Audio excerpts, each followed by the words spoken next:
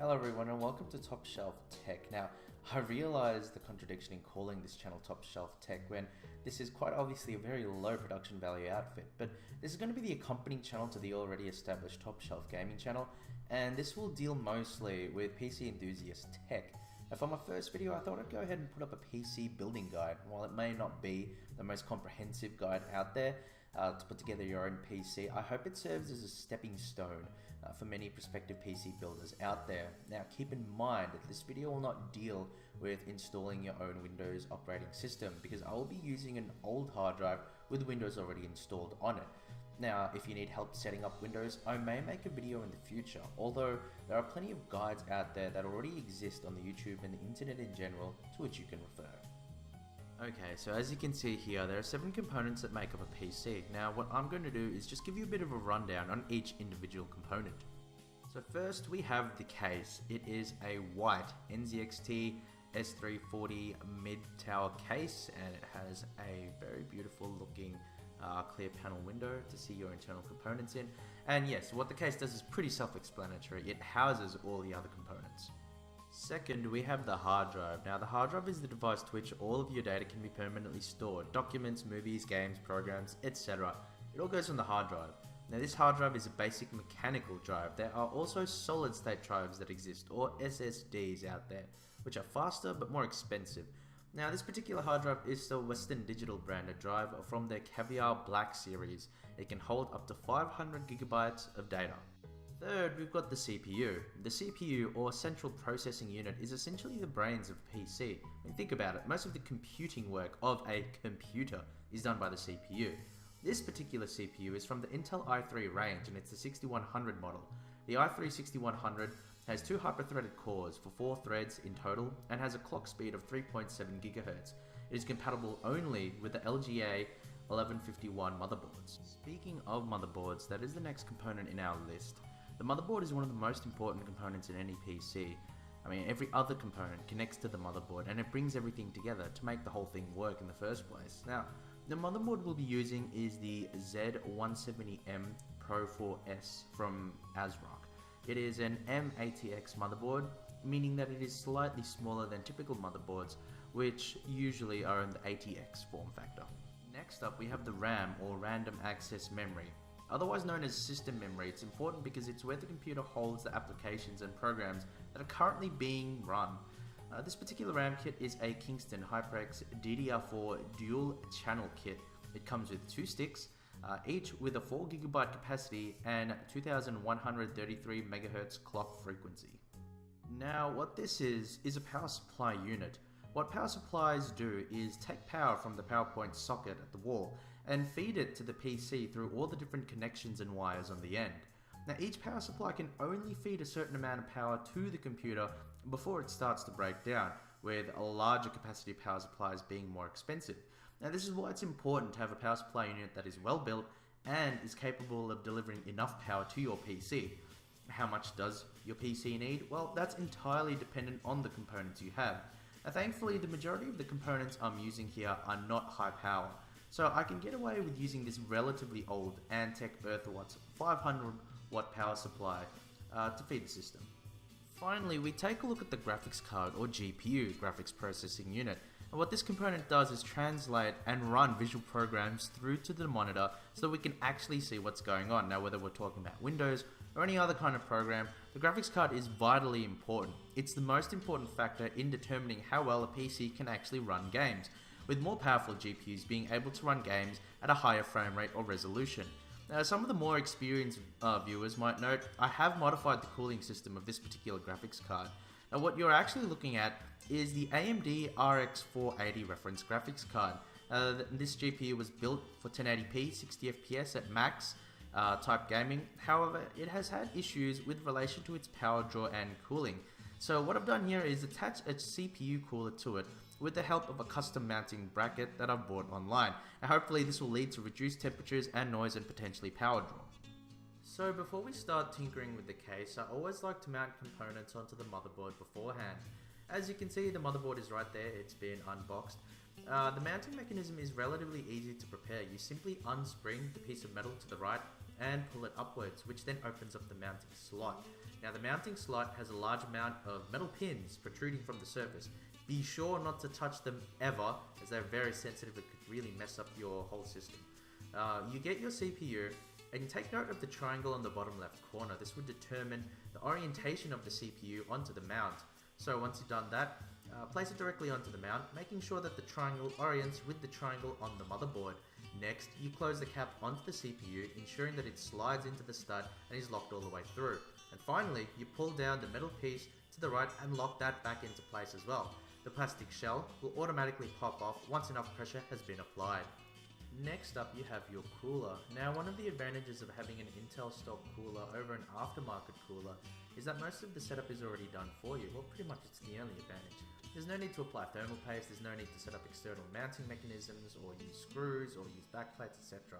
So what you do is simply place the cooler on top of the CPU. You line up the pins with the 4 corners, press down on each corner until you hear a click, then twist the pin counterclockwise as instructed on the actual cooler to lock it into place. Once that's done, you take the Y connector from the fan and slot it into the 4-pin connector on the motherboard. And don't worry if this sounds intimidating or confusing. They're almost always directly at the top of the motherboard, and they are always labeled with CPU fan or PWM fan. Plus, none of the other slots on the motherboard have the same kind of groove that the wires can slide into. Once that's done, you grab your RAM sticks. There are slots on the upper right side of the motherboard to which they can fit into. Pull out the little latches on the top and bottom of these RAM slots if possible, and slide your RAM sticks down into place. Keep in mind that the slot will only accept the RAM going in a certain orientation, as each slot has a split that is uneven. You can line it up with your RAM in order to get the right fit. Now once it fits snugly into place, press down on both sides until you hear it click and lock into place. Now the latches should have re-locked in this process.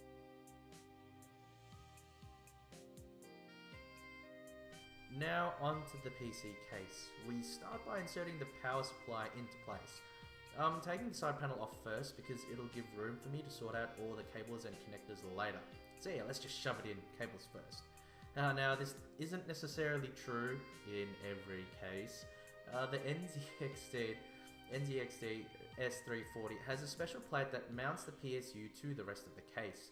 So we take the plate, making sure to screw the power supply directly into it, before using the provided thumbnails to screw it into the case as a whole. And yes, in case you weren't aware so far, you will need a screwdriver for this. I mean, it's probably the only tool that is 100% needed in every PC build.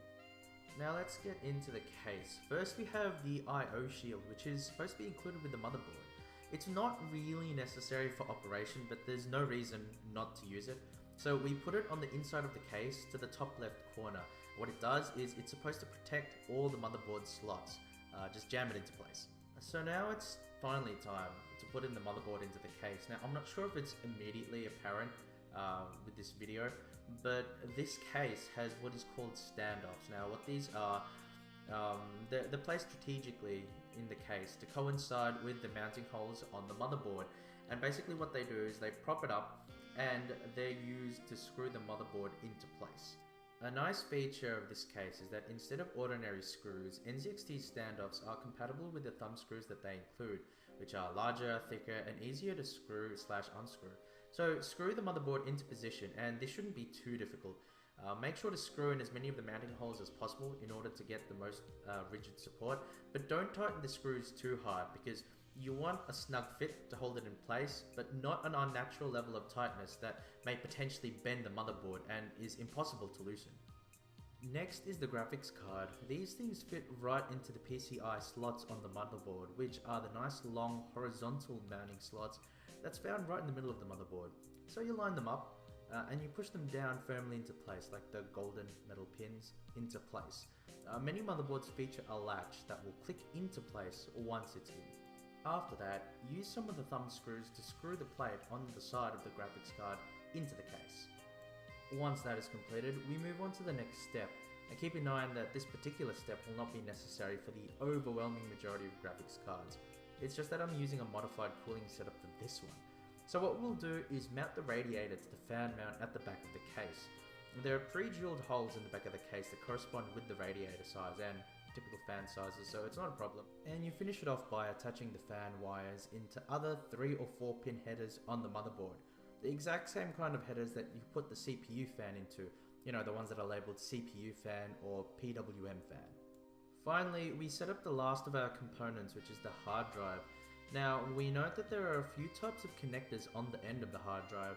The two that we need to pay attention to are the SATA power cable connection and the SATA data cable connection.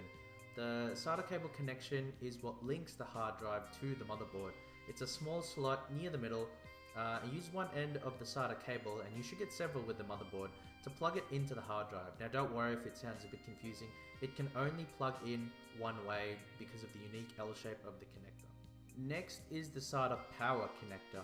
Now this connects the hard drive directly to the power supply so that it actually has the power to run in the first place. It connects into a specific longer L-shaped connector, which is situated right next to the data connector. Now keep in mind that although there might be more than a few different types of connectors coming from the power supply unit, only one will connect with the hard drive, so it's not too difficult to find out. Okay, now that most of the components have been connected, it's time to start plugging them into the power supply so that the whole thing can actually work. The first and most important connector that we are going to plug in is what's called a 24-pin power connector. Most power supplies only come with one of these connectors, and they are the largest of the connectors to come with the power supply, containing up to 24 wires, hence the name. Sometimes it's 20 plus 4, but 24 pin is basically what it's called and what most power supplies have. It connects to a spot on the motherboard that is usually on the right side, past the RAM slots. Make sure to push it in all the way and trigger the latch. Not properly installing it could present issues later when you try and switch the PC on. Next, we plug in the 8-pin power connector for the CPU. Luckily for my power supply, there was only one of these connectors included, so that was pretty easy to figure out which one was which. But other power supplies may have 6 plus 2-pin connectors, which confuse the issue. Basically, it's a 6-pin power connector with an extra 2-pin attachment. But basically, go for the 8-pin power connector that doesn't say PCIe on them, because if it says PCIe, then that's actually meant for the graphics card and not the CPU. So go for the 8-pin that doesn't say PCIe. Now that attaches onto a connector that is located in the top left corner of the motherboard. Now we've got the graphics card, which takes in the cables labeled PCIe. The graphics card will require 6 or 8-pin power connectors depending on the model, but this particular model only requires one 6-pin PCI connector. Then there is the SATA cable, the SATA data cable, from the hard drive, which we haven't plugged in yet. Now there are SATA ports below the 24-pin power connector, and they all have the same L-shaped connector as the other side of the SATA cable, so they're pretty easy to spot. Just plug it in and away you go.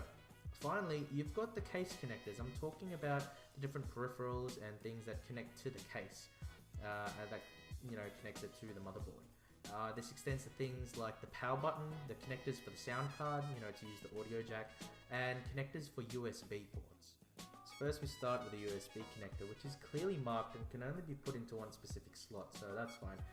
It's usually located near the SATA connectors.